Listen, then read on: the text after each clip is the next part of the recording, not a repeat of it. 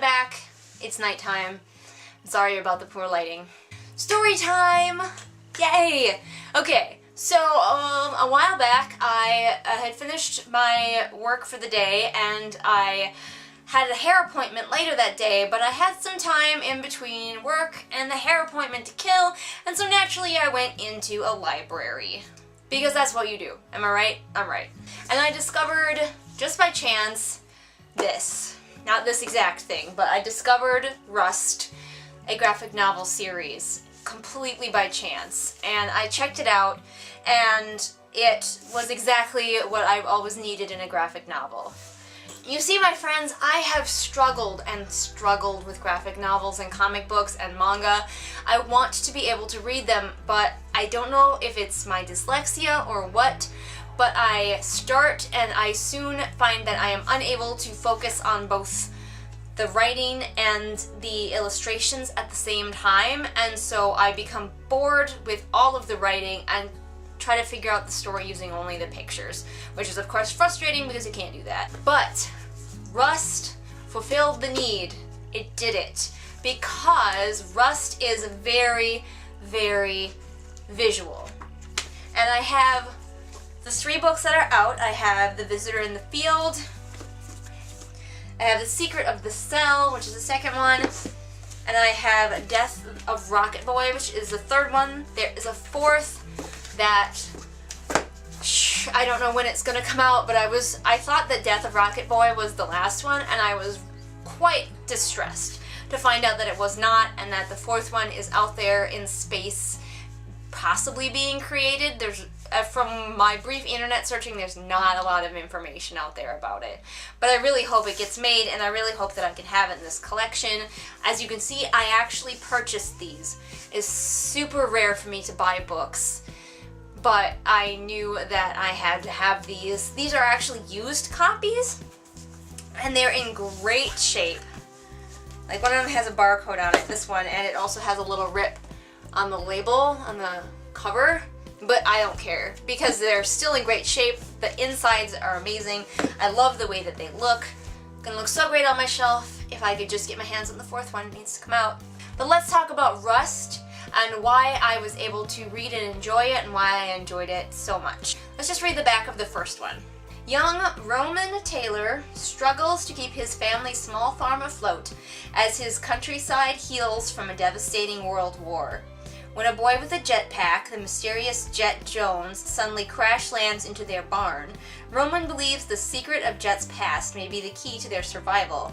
But are some secrets best left untold? No, I don't think so. Anyway, Rust is a beautifully illustrated story with few words.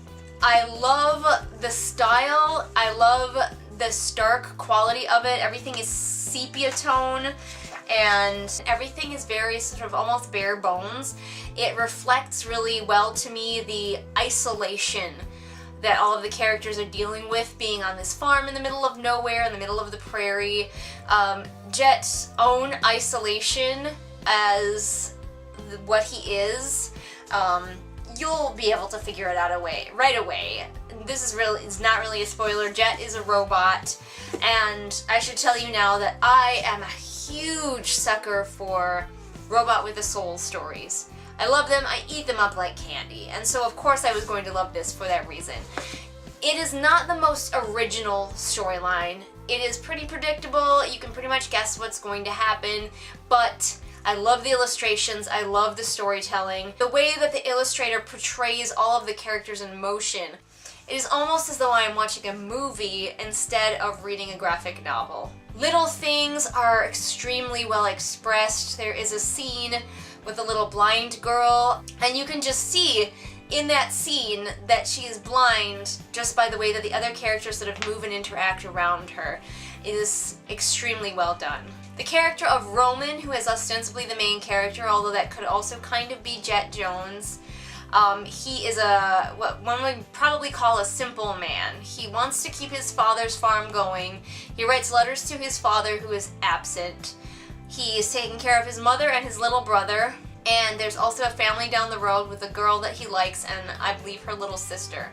I thought that it was mother and daughter, but I think it might actually be little sister and an old farmer guy. And they're still kind of recovering from a war that sent their father away to war, that sent her father away to war, and Roman is struggling to keep the farm going. And Roman is certain that he will be able to reprogram an old war robot to do his farm work. And as he's doing this, he encounters Jet Jones, a boy with a rocket pack of mysterious origin who flies into his barn, like breaks it, and is being pursued by a giant robot, and things just go downhill from there. But Jet begins to bond with the family. The family is having their own internal strife. Roman is struggling with not only keeping the farm going, but coming to the understanding that he is maybe not the person to do this, that maybe this is not his destiny.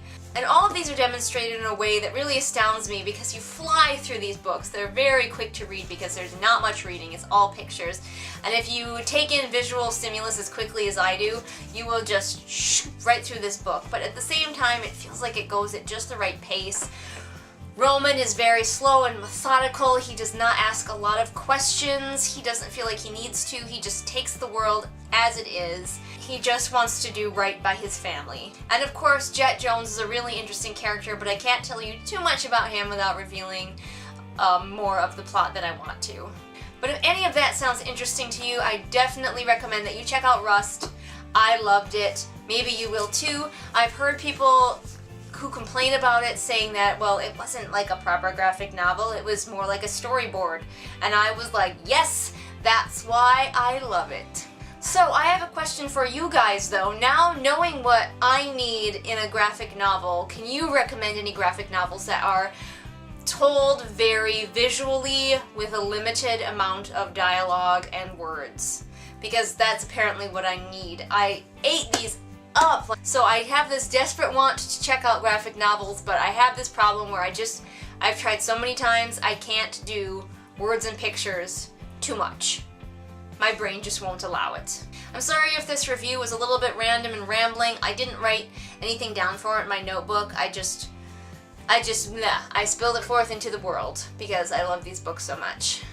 And I'm super sad that I don't have the final one.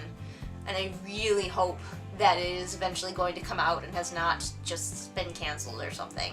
Because I need to know how this ends. Does the robot have a soul?